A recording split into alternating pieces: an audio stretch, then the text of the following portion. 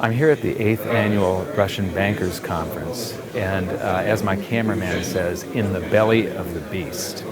And we're on a break right now. Behind me is a press conference that they're holding during the break. And I'll be going on right after this press conference. But what's really interesting is some of these bankers acknowledge that this system where they get to create currency out of thin air is basically a corrupt system, a scam. But you'd have to be crazy not to participate in it. Many of these people are not going to like what I have to say, but I think most of them are going to listen. Their personal finances are at stake, and that's more important to them than what happens to their bank. Instability, crisis. I'm hearing these words repeated a lot at this meeting that you're having here. The things that you've been seeing, all of the details on the banking system, the change in payments system, the insurance, these are details, and they're good things, and they're things that apply to your business. But in the big picture of things, they're just short-term noise. The crisis that you have just been through is nothing but a speed bump on the way to the main event. The storm that is coming is going to be bigger than anything that you have ever seen. There's a dollar crisis coming. There's a big deflation coming soon. The money supply of the United States has begun to contract for the first time since the Great Depression. This deflation will cause central banks around the world to try to inflate to help stimulate the economies. This causes a giant wealth transfer. One thing that I have found is that all markets around the world now trade in the same direction. All economies go in the same direction, and they all follow the United States. Wherever the United States goes, so goes the rest of the world. If you can see the future, if you can see what's going to happen in the future, you can either make great gains or great losses. Because all economies are linked now, because they all follow the direction of the United States, this will be the greatest wealth transfer in the history of mankind. I believe that the people that get prepared are going to see tremendous wealth come toward them, while the people that do not are going to get wiped out. In your handouts, in your bags, you got a DVD. Inside the DVD, there's a couple of banknotes. There's a $1 Zimbabwe note. There's a $100 trillion Zimbabwe note that was printed less than a year later. This one bought something when it was printed. This one bought nothing in less than a year. $100 trillion. Everybody here has one of these. This is what happens when a government is run off of pure deficit spending. During a deflation, tax revenues go down. I'm going to show you information that oil prices are on their way down. They're going down a lot. That means your government revenues are going to go way down. This crisis will affect the entire world. So what I'm going to do here is I'm going to go through this very quickly. I'm also going to be telling you exactly what I think. And some of you are going to like me and some of you are going to hate me, but I'm not going to be polite. I'm just going to tell you what I need to tell you because I believe that this is the most important information that you're going to see in your lifetime.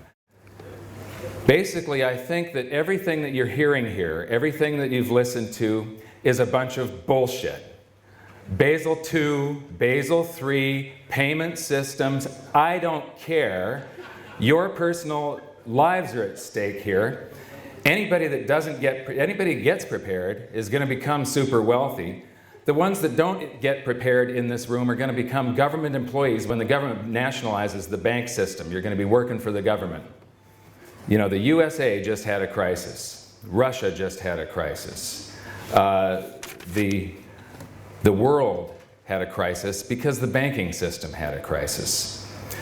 What you're going to see, I'm going to go do this presentation. I'm going to be blasting through it because I don't have much time. And I'm going to show you that this crisis isn't over. There's a second leg to this crisis. It's coming soon. Like I said, I believe that this is the most important thing that you're going to see at this event, one of the most important things you're going to learn in your lives. A decade ago, I started studying the economy very intensely. I wrote the best-selling book on precious metals investing, but it's really a book on monetary history, global economics, and I predicted this crisis long ago. I was giving lectures on the consequences of the real estate bubble back in 2004 and 2005. Ben Bernanke, the chairman of the Federal Reserve, said there wasn't a real estate bubble in 2007 when it was about to burst. This is an international run on precious metals right now. It's the greatest, one of the greatest bull markets in history that has gotten started. My book is now published in 6 languages. It'll be 7 in another month or so. The last go around, it was only 10% of the world's population that could participate. This time it's everybody. Russia's monetary base, since your crisis of '98, there are 26 times more rubles, paper rubles. This is base money. Base money is the paper rubles, paper dollars. There's 26 times more in existence than in 1998. Did your population grow 26 times? I don't think so. Your population, I'm told, is shrinking. This is where inflation comes from. You guys are suffering big inflation. That's where it comes from. Prices. In the United States, we lie. The government lies about inflation statistics. So does your government. It's no surprise. They're saying that prices are only up 3 times since 2001. Your money supply, base money, is up 10 times in that same period of time. Banks create money by monetizing the private debts of businesses and individuals. That's the Federal Reserve. I know that you guys don't think that you're creating money when you create loans, but when those loans get deposited into another bank that you've created, you have created money. And then they get redeposited. Every time you write a loan, that loan is going to somebody that's going to buy something. When that seller deposits that currency in his account, there's now 2 bank balances that show money in them, not just one. And this is where most of the money supply of a country that has an advanced monetary system comes from. So I'm going to whip through this very quickly. It doesn't really matter if you understand it or not, but this is how currency is created. And what I've found is that almost nobody really knows how currency is created. In the United States, the Treasury issues a bond which is nothing but an IOU, and the primary dealers, the biggest banks, come and show up at the Treasury auctions and buy those bonds. A few of those banks are now dead. Then the Federal Reserve, through something called open market operations, will show up and either drain liquidity from the system or add liquidity to the system, and they will buy some of those bonds. When they do, they write a check from a checkbook that has nothing in it, and currency springs into existence, base money, paper dollars. Then the next month, those banks go back and show up at a Treasury auction and buy more bonds. So what ends up happening is you have this buildup of bonds at the Treasury and base money, bonds at the Federal Reserve and base money at the Treasury, and then the government will do some deficit spending, and the government employees, the soldiers, the government contractors will deposit that in the commercial banks, your banks. Now, the miracle of fractional reserve lending comes into play. You create a loan by taking a portion of that depositor's currency. I'm going to use a 10% reserve ratio as an example here because it's easy math. So somebody deposits 100 rubles. You borrow 90 of that out of their account and you loan it to somebody. And that person buys something, a house or a car or whatever. The seller then deposits that into his bank account. And so now there are 190 rubles in existence. Then that bank takes 90% of that deposit and loans them out. And now there are 271 rubles in existence. And this process repeats and repeats, and under a 10% reserve ratio, it's possible. You wouldn't do this because you wouldn't push your balance sheets right to the edge, because you could get shut down. But if you go right out to the reserve ratio, and the reserve ratio is 10%, $100 rubles can create 1,000 by you guys. So that's it. That's the currency supply. It's a couple of bucks that was whipped up in this scam here, I call it, where they swap IOUs. A bond is an IOU. Loan me $1 trillion, I promise to pay you back $2 trillion in 30 years. A check is an IOU. Here's my check. You can go to the bank and pick up cash. So they swap IOUs, currency springs into existence. You guys get to magnify it, and you guys get to get rich off of this system, so it's really a good system for you. This system does transfer wealth from the population to the government and the banking system continually. So it's the whole currency system is a couple of bucks whipped up by that system, and then a bunch of numbers that you guys type into your computers when you create loans. It's just credits and debits on the books. In the United States, we pay a lot of income tax. I know that you guys don't here. Most of your government income comes from oil. I'm going to show you that oil is going to crash, prices are going to go down. You're going to have a really severe crisis here. The crisis is going to start in the United States, though.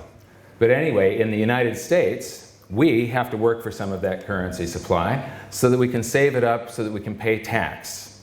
We pay that to the tax collector called the Internal Revenue Service. The Internal Revenue Service then turns it over to the Treasury, so the Treasury can pay the principal plus the interest on that bond that was purchased with a check from nothing.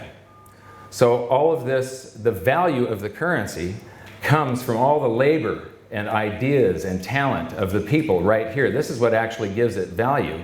And because there was interest due on that bond, and there is interest due on every single one of these loans, there is always more debt than there is currency to pay the debt. In the United States, we have about $14 trillion, but we have $60 trillion of debt to pay with that 14.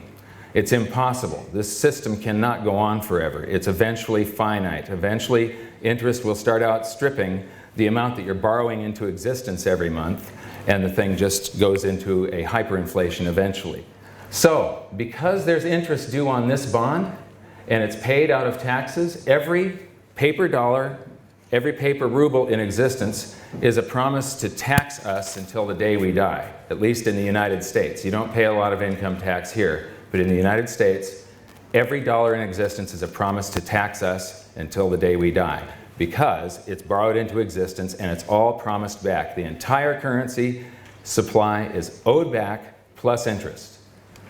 So, the US monetary base, it took 200 years to go from $0 to $825 billion in existence. Then along came the financial crisis of 2008, and Ben Bernanke wrote a bunch of checks to bail out the banks, and when he did, base money was created. We created more currency in just 18 months than the last 200 years. Do you think that's a good thing? I don't. But that's the base money. That's the portion of the currency supply that the government creates and the central bank. That only accounted for 7% of the currency supply before the crisis. Now it accounts for about 15%. This is the portion of the currency supply that you guys create, at least in the United States, that the banks create. It's called, the rest of M3 is base money plus this. Now something is happening here that is ringing alarm bells, and it's saying that there's a crisis coming. If we deduct base money from the M3, what you see is that there's a collapse of the currency supply. This has not happened since the Great Depression. This is the first time since the Great Depression the currency supply is collapsing. It's collapsed by over $1 trillion. This is people getting scared, and they save up and they pay down debt. Instead of borrowing more currency into existence each month, they're extinguishing it by paying off their loans. So this is the way a debt-based currency system works. 4 minutes. Okay. You have 4 minutes. Okay. You keep on promising to pay more debt than you're borrowing in currency into existence, and every month there's a payment due, whether it's the bond, whether it's the loans to you, and as long as the public feels good and borrows more in existence, the economy grows, the banking sector grows, people feel good. But sometimes when things get bad, people get scared and they start saving and paying off debt. And then a debt-based currency system can literally implode. It's that simple. It really is that simple. It's made complex by all of these rules and regulations and stuff, and it creates a smoke screen so you can't really see what's going on.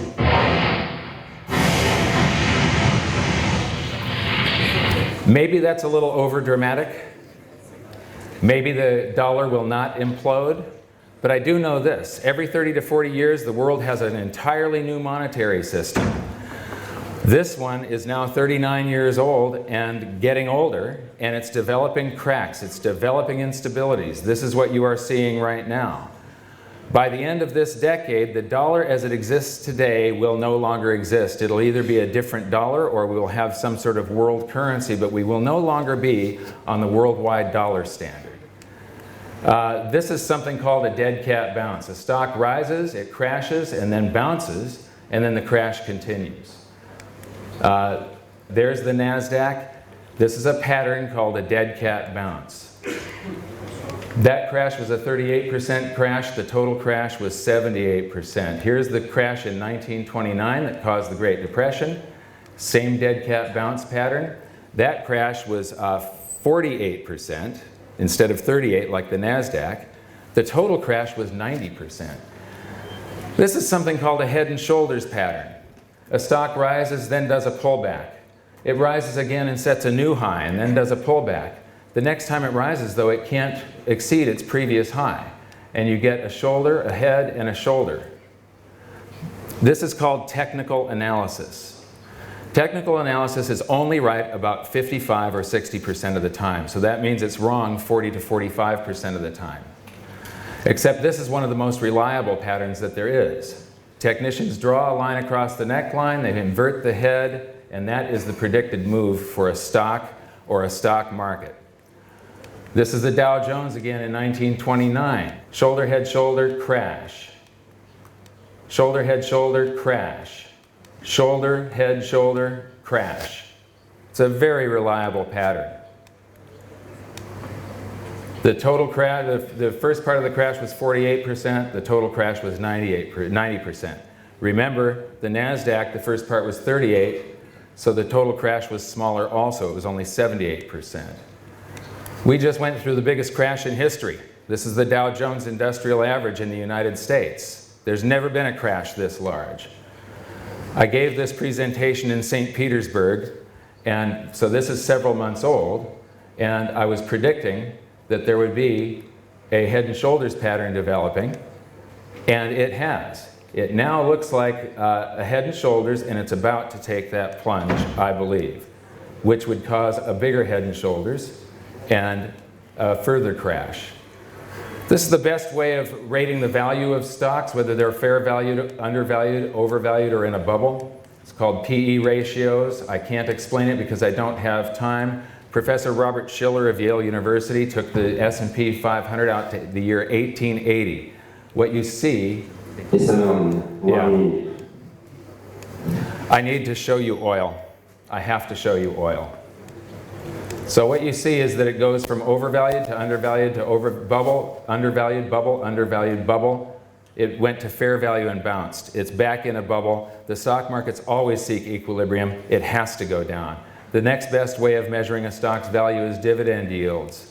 And this chart is inverted so that bubbles are up and undervalued is down. And you see the same pattern of overvalued, undervalued, overvalued, undervalued. And today, measured by dividend yields, we're still in a bigger bubble than the first 118 years of data. The stock markets have to go down. This is the S&P 500 in the United States, the British stock market, the German stock market, and you see they all track each other except Singapore used to trade differently. The Nikkei, Japan, used to trade differently. It wouldn't always go up when the US stock market was going up. It would trade in opposite directions. But in about the year 2000, they all started trading the same. Brazil just started trading with the US in the same direction in 2008, and guess what? So did Russia. Wherever the US goes, you go, and so does the rest of the world. So, we all went up, and we're all going down, I believe, because the US stock markets are going down. This shows deflation. This is a dead cat bounce pattern on soybeans. This is wheat. Dead cat bounce, shoulder, head, shoulder, down. This is corn. Dead cat bounce, shoulder, head, shoulder. I believe it's going down. If the currency supply was not collapsing, I'd say that this could be wrong. But I say that there's no chance that this can be wrong because the currency supply is also contracting and the stock markets are in a bubble. Well, look at this one, crude oil. See some patterns here? Shoulder, head, shoulder. I believe it's going down. I believe it's going down big. You may see $10 a barrel crude oil. This is the tonnage of Russian oil exports. So that's the volume.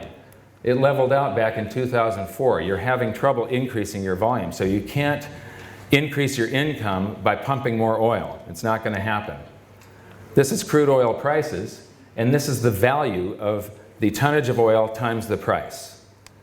So that's Russia's income. Do you see any patterns here? Do you see shoulder, head, shoulder? Do you see a dead cat bounce pattern? I do. This is the first, this is the first ruble. Ruble goes back 500 years. It was devalued 10,000 to 1, then 100 to 1, then 50,000 to 1, then 10 to 1, 10 to 1, and 1,000 to 1. Well, we are on the 7th ruble right now. The total devaluation, the ruble has been devalued 5 quadrillion times. This is wealth being transferred from the population to the government. The world has a new monetary system every 30 to 40 years, the classical gold standard, where every unit of currency in existence, every dollar, every British pound, and so on, was backed by an equivalent amount of gold at the treasury. Then World War I came along. I'm sorry, Mr. Maloney. You can... I'm done in 2 seconds. I'm done in 30 seconds. Okay. Then the gold exchange standard. Then the Bretton Woods system, where all currencies on the planet were backed by the US dollar with the exception of just a few.